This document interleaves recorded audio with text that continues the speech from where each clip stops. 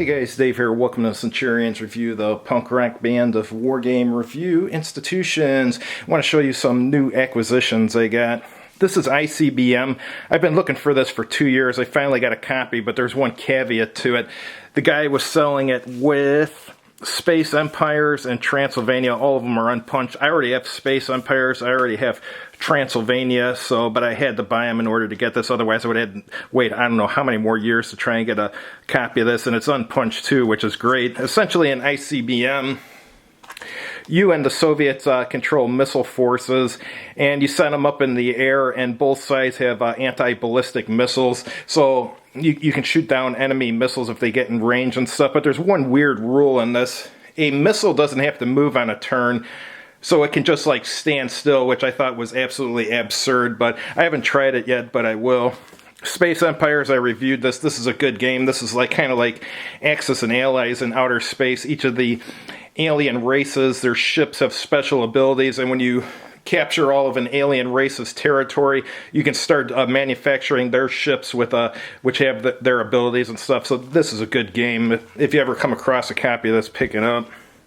Transylvania, this is a good game too. This is an area control fantasy game. The only problem with it is they spelled Transylvania wrong on the cover and on the map, but other than that, it's actually a good game. Pick these up.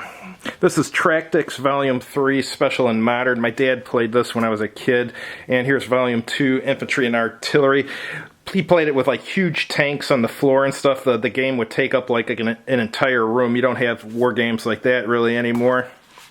And here's a really good find. This is Fletcher Pratt's Naval War Game. With this one, you had ships on the floor, and you would guess the range between the ships and stuff, and if you got the range right, then you would hit the ship you were shooting at. My dad had painted half the basement floor blue, and so he could play this game when I was a kid and stuff.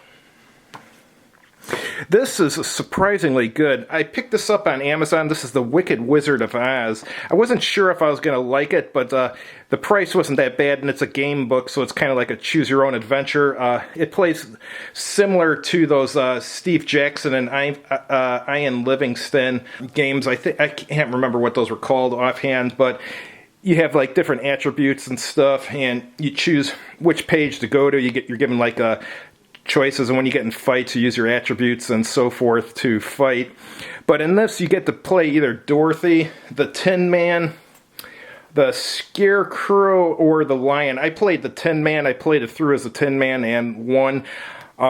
This is really good. This is one of the better choose-your-own-adventure games that I've played. I'd say this is in like the top 5 that I've played in my life, and I've played a lot of game books. This I haven't tried yet. This is Krypton the Vampire from Dave Morse. I got this at the same time on Amazon. The price was right, so I was like, alright, I'll try it. I'll let you guys know how it is once I get a chance to try it. His game books range from fair to pretty good, so I'm hoping this one will be pretty good. Got this from my dad in some convoluted transaction we did. This is called Of Gods and Mortals from Osprey Wargames. Mythological wargame rules. Don't really know much about it, but I think I got figures that I can use for this already painted up, and if I don't, I can borrow some from my dad. He's got a lot of mythological stuff. I know I've got Perseus holding a Medusa head and other stuff, so I think I'll be able to play this with what I have. This is Poseidon's Warriors, Classical Naval Warfare from 480 to 31 BC. This is actually a game. It's not one of the regular Osprey books where it's just like an army list. It's got good illustrations in here and stuff. This looks like something I like because I like trireme games. Like Ram Speed's one of my favorite micro games, so I'm sure I'm going to end up liking this. And then I'm starting a new scenario miniature-wise. This one is going to be a scenario where you have hard hat divers diving on a shipwreck looking for treasure, but when they find treasure, it may be treasure or maybe a sea monster that's going to attack them, and you have fish swimming around that could attack them, octopuses, and so on and so forth. So these are the hard hat divers I painted up.